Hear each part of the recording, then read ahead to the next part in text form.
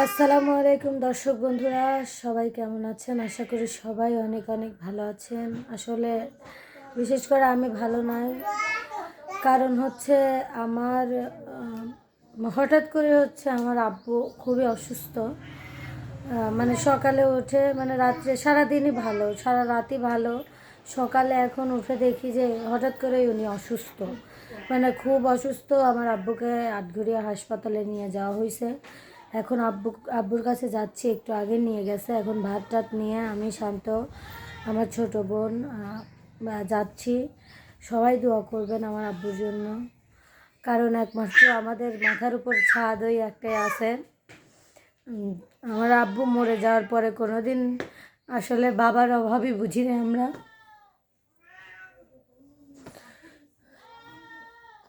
উনি যদি না থাকে তাহলে আমরা এখানে মানে তো কিসের জন্য থাকবো? একমাত্র যুদ্ধ করে, এত এত যুদ্ধ করে এইখানে আমাদের রাখছে উনি।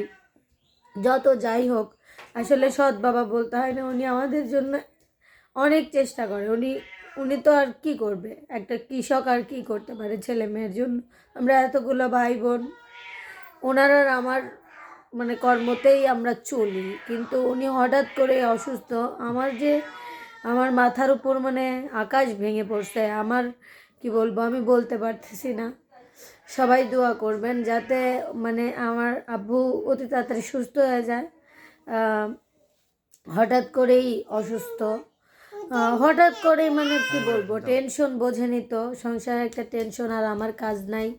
তারপরেও আমার হচ্ছে ভাই বোনের ওই যে অনুষ্ঠানটা করার পরের থেকে আমরা অনেকটাই ঋণ হয়েছি। এই ঋণের জন্য মানে টেনশনে টেনশনে বাড়ির সবারই টেনশন, আমার টেনশন, আমার মায়ের টেনশন, সবারই টেনশন। আসলে কি বলবো, আমরা ঋণ কখনোই খাইছি দাইছি, ঋণ কখনো হয় নাই।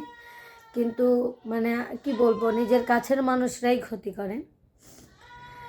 সবাই আপনারা দোয়া করেন যাতে উনি ভালো হয়ে যায়। এখন দেখতে যাব, আপনাদের সাথে সব শেয়ার করব যে এখন কেমন আছে উনি, যাওয়ার পরে বলতেছি। আসলে অসুস্থ হইলে একটু মানুষের মনের ভিতর বলে যে কি হয় হয়। যাই হোক, দোয়া করবেন যাতে ওনার কিছু না হয়, আমার আব্বুর যেন কিছু না হয়, এইটুকুই।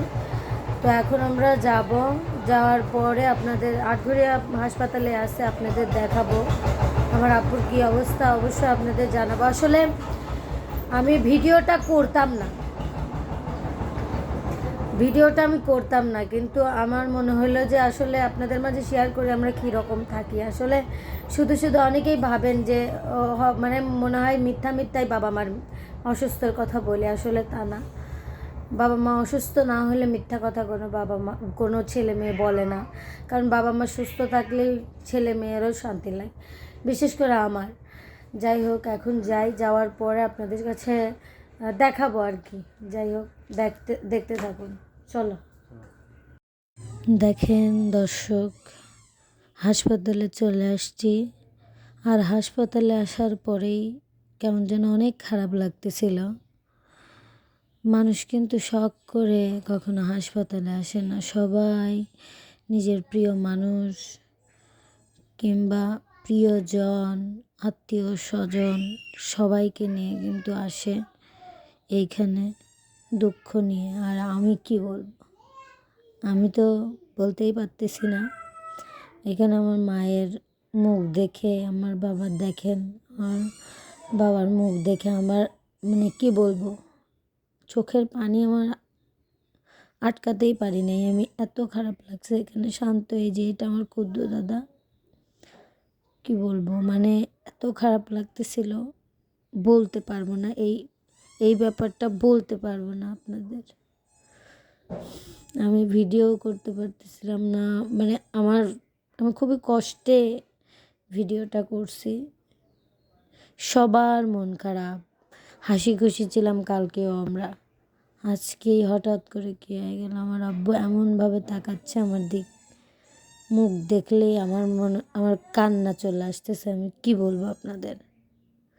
আর শুধু আমার বোনটাকে দেখেন, ওর মানে ও এইটুকু মানুষ, আসলে ও আমার আব্বুকে ছাড়া কিছু বোঝে না। ছোটোবেলা থেকে আব্বুর খুব ভক্ত, আব্বুর জন্য কাঁদতেছে। আর আব্বু কি বলবো, কিছু বলার নাই।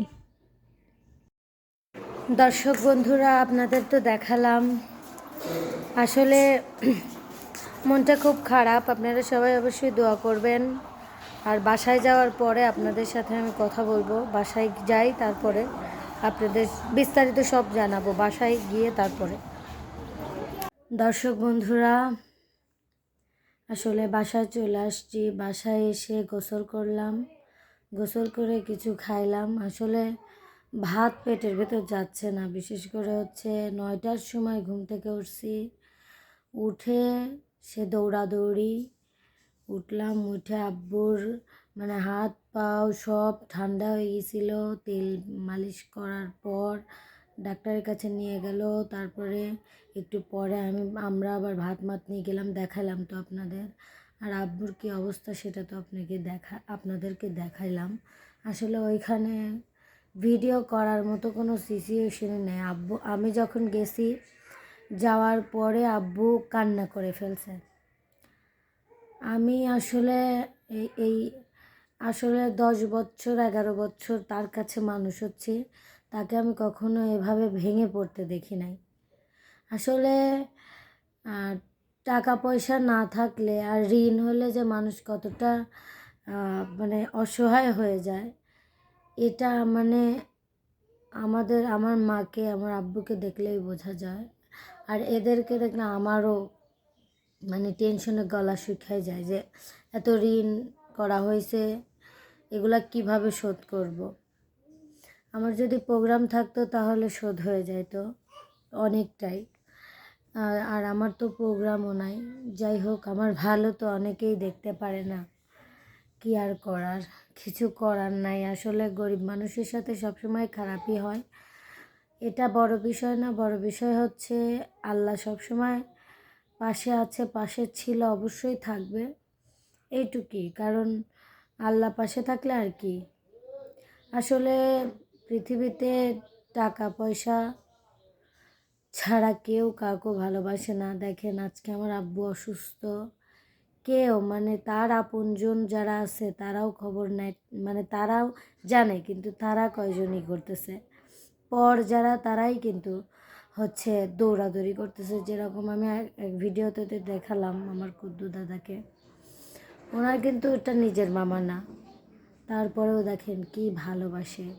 আসলে মানুষের প্রতি মানুষের ভালোবাসাটাই হচ্ছে বড় বিষয়। আর আমরা মানে আমাদের মাথার উপর এই একটাই ছাদ আছে। ছোটোবেলা অনেক অনেক ছোটোবেলায় আমার বাবাকে হারাইছি।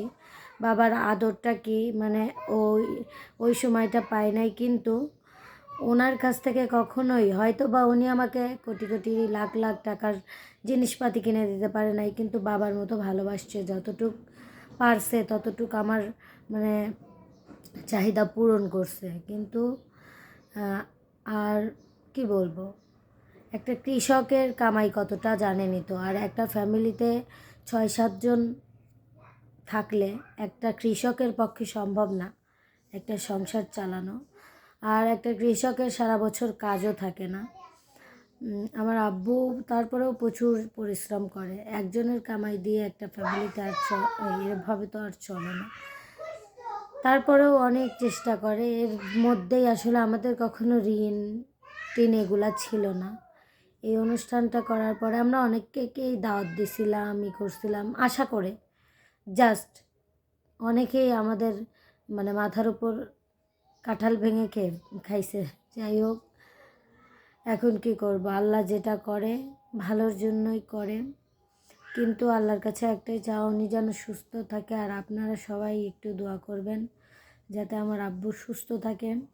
আমার ছোট ছোট ভাই বোন, আমার ভাই বোনগুলো আসলে যে আমার ছোট ছোট ভাই বোনগুলো কিন্তু ওরা কিন্তু কোনো দিন যে ওদের যে বাবা নেই, আমার তামিম জামিলা, মানে ওদের যে বাবা নেই এটা ওরা কখনোই বোঝে নাই, উনি বুঝতেই দেয় নাই। মানে ওনাকে আমরা সৎ বাবা বলি না, জাস্ট উনি মানে সৎ বাবার মতো না। মানে কি বলবো, আমার ভাই বোন কখনোই বাবার অভাবটা বোঝে নাই ওনার জন্য। আসলে আমি চাই, আমি ছোটোবেলায়, অনেক ছোটোবেলায় বাবাকে হারাইছি, ওরা যেন ওনাকে না হারায়। আসলে উনি আমার মায়ের মানে মায়ের মাথার উপর ছাদ, আমার ভাই বোনের মাথার উপর ছাদ, আমাদের সবার মাথার উপর ছাদ। উনি যদি না থাকে আমরা একদমই মানে কি বলবো, বলার কোনো ভাষাই নেই। এইখানে যে আমরা রইছি, আসলে এখানকার কেউ আমাদের ভালো চায় না। কয়জনই ভালো চায়, কেউ ভালো চায় না, কেউ না, ভালো কেউ দেখতে পারে না। আসলে এটাই বাস্তব। আমাদের এখানে থাকতেই দিবে না যদি আমার বাবার কিছু হয়। আল্লাহর কাছে আপনারা সবাই দোয়া করবেন যাতে উনি ভালো হয়ে যায়, সুস্থ হয়ে যায়। উনি সুস্থ থাকলে এটাই অনেক, যেমনই হোক, যেভাবেই হোক, যে রকমই হোক, উনি বেঁচে থাকুক, এটাই আমি চাই।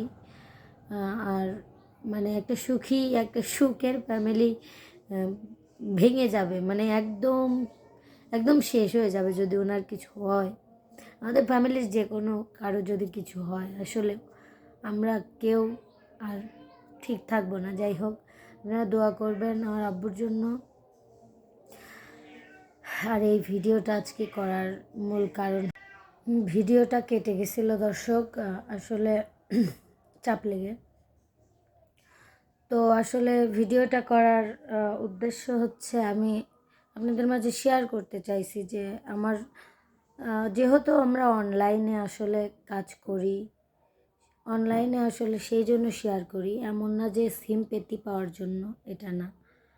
মানে মানুষের কাছে শেয়ার করলে দুঃখ কমে যায়, একটু কষ্টটা কম লাগে আর কি, তার জন্য। যাই হোক দর্শক, আর বেশি কথা বলবো না। সবাই ভালো থাকবেন, সুস্থ থাকবেন। আমার আব্বুর জন্য একটু বেশি বেশি দোয়া করবেন যাতে তাড়াতাড়ি সুস্থ হয়ে যায়। সবাই ভালো থাকবেন, সুস্থ থাকবেন। আল্লাহ হাফেজ।